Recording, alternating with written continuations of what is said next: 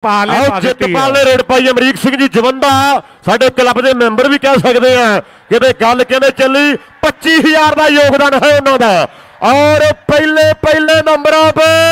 पहला दफा आ गया 5,000 सिरा एंड नंबर जाफी का सोनी भादरे दोदड़े वाला कबड्डी पाने के लिए वधिया होया जस्सा गुरदीप ते नाल मनदीप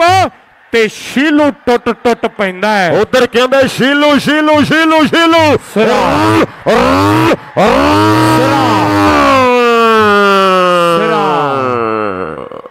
बावे दीप मठड़िया वाले दा भंगड़ा पैंदा है ऐन वेखना भी शीलू